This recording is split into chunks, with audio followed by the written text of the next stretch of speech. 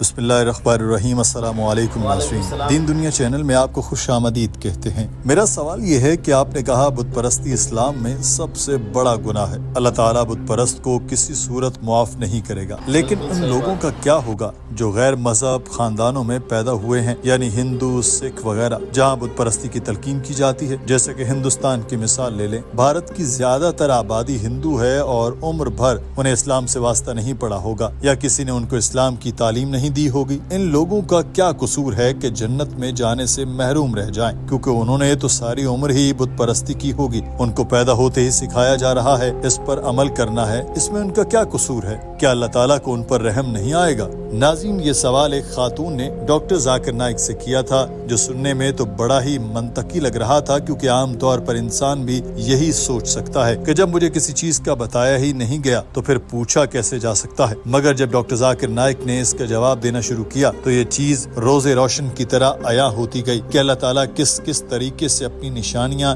انسانوں کے سامنے کھول کھول کر رکھتا ہے، ہم ہی ان پر غور نہیں کرتے۔ ہماری روح اور ہمارا ضمیر ہمیں ملامت ضرور کرتا ہے کہ اس طرف توجہ دو، مگر ہم اس کو تھپتھپا کر سلانے میں دیر نہیں کرتے۔ آپ کو اسی موضوع پر ڈاکٹر ذاکر نائک کی یہ مدلل گفتگو سناتے ہیں۔ اگر ناظرین آپ نے ہمارا چینل سبسکرائب نہیں کیا تو ابھی کر دیجئے، تاکہ آپ کو ایسی اور بھی علم سے بھرپور ویڈیوز دیکھنے کو ملیں۔ ابھی آپ اس خاتون کا سوال سن لیجئے، پھر آپ کو ڈاکٹر ذاکر نائک کا جواب بھی پوری تفصیل کے ساتھ سمجھاتے ہیں۔ Good evening, Dr. Naik.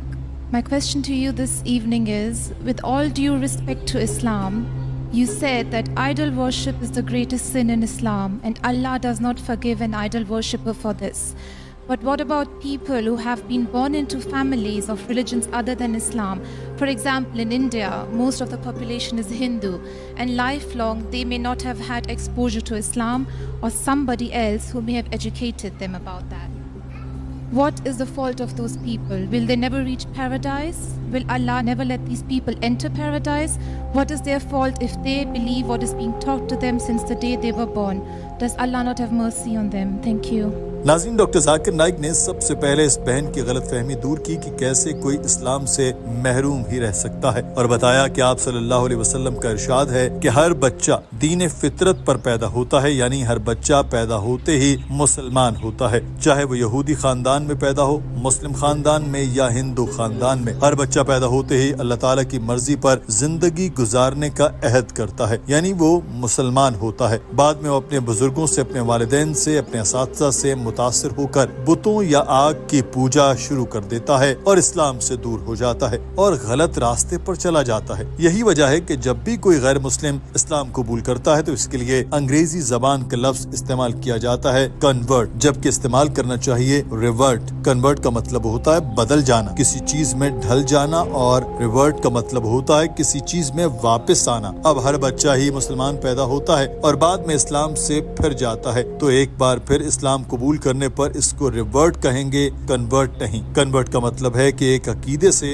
دوسرے عقیدے میں جانا۔ ریورٹ کا مطلب ہے کہ ایک شخص صحیح عقیدے پر تھا، غلط عقیدے پر چلا گیا اور صحیح عقیدے پر واپس آیا، تو اب زیادہ مناسب لفظ ریورٹ ہے۔ ڈاکٹر ذاکر نائک نے اس بہن کو بتایا کہ اگر کوئی بچہ کسی غیر مسلم گھرانے میں پیدا ہو گیا اور بالغ ہونے سے پہلے ہی مر گیا تو انشاءاللہ جنت میں جائے گا، کیونکہ ہر بچہ مسلمان پیدا ہوتا ہے، اس کا نام چاہے عیسائی اور ہندو ہو، فرق نہیں پڑتا۔ اگر بچہ ہی مر گیا تو جنت میں جائے گا۔ جب بچہ بڑا ہو جائے اور بالغ ہو جائے تو پھر اس کی ذمہ داری ہے کہ وہ اپنی زندگی کیسے گزارتا ہے۔ یہی وجہ ہے کہ اگر کوئی بچہ جرم کرے تو عدالت نرمی دکھاتی ہے، اور بڑا جرم کرے تو عدالت میں اس کا یہ جواز نہیں مانا جائے گا کہ میرے باپ نے کہا کہ چوری کرو اس لیے میں نے چوری کی، کیونکہ تب تک اس کو اپنے اچھے برے کا پتہ چل چکا ہوتا ہے۔ اگر 5 سالہ بچہ کوئی چیز چورا لے تو جج کہے گا کہ ٹھیک ہے اس نے چیز لے لی، مگر یہ بچہ ہے، اس کو اچھے برے کا نہیں پتا۔ مگر کوئی بالغ یہ نہیں کہہ سکتا کہ میرا کوئی قصور نہیں، مجھے سکھایا ہی یہی گیا۔ جب بچہ بڑا ہو جاتا ہے تو پھر یہ اس کی ذمہ داری ہے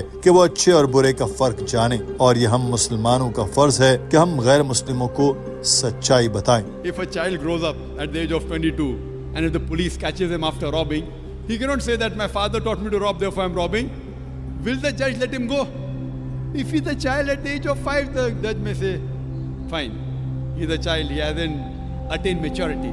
But once he becomes an adult, and then if that adult tells the judge that that I'm robbing because my father taught me to rob, he will not be excused. Everyone is responsible for his or her own deed.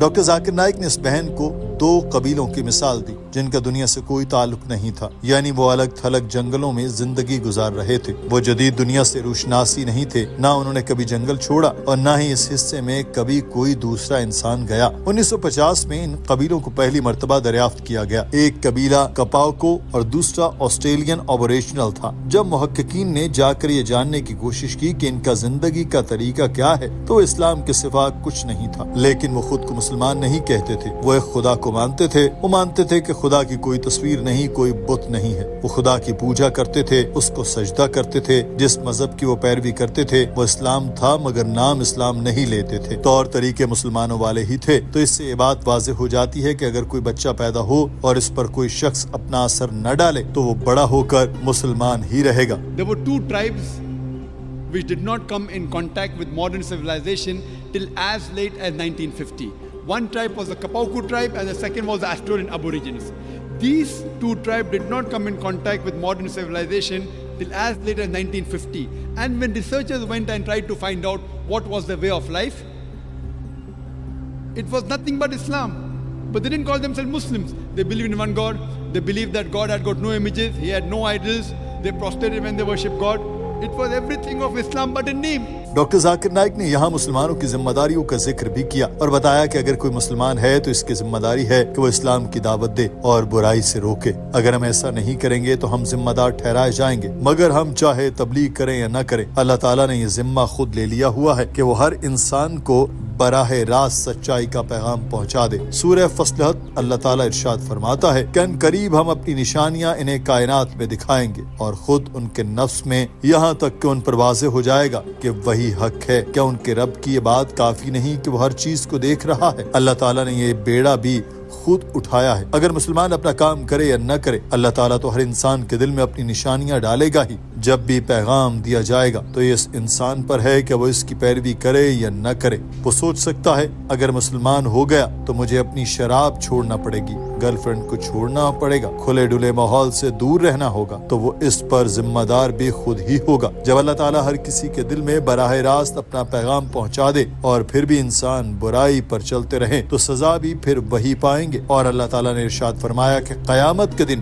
कोई मुनकर अल्लाह ताला के इंसाफ पर सवाल नहीं उठा सकेगा, क्योंकि हमारे आज़ा गवाही देंगे कि वो इतना ही कह सकेंगे कि ऐ अल्लाह ताला हमें एक और मौका दे। और अल्लाह ताला इरशाद फरमाएगा कि अब बहुत देर हो चुकी, इस दुनिया में कई चांस दिए गए मगर जिंदगी सिर्फ एक ही है, दोबारा नहीं मिलेगी। तो क़यामत के दिन कोई इंसान अल्लाह ताला के इंसाफ पर सवाल नहीं उठाएगा कि इस तक अल्लाह ताला का पैगाम नहीं पहुंचा है। नाज़रीन, आज की वीडियो के बारे में आपकी राय क्या है? कमेंट सेक्शन में जरूर आगाह कीजिए। अपना ख्याल रखिए। अल्लाह हाफ़िज़। उम्मीद करता हूं कि आप लोगों को वीडियो पसंद आए होंगे। अगर वीडियो पसंद आए तो वीडियो को लाइक, शेयर और चैनल को सब्सक्राइब कर दें ताकि ऐसे ही मज़ीद वीडियो आप तक बआसानी पहुंचता रहे। तो मिलते हैं अगली वीडियो में। अस्सलामु अलैकुम।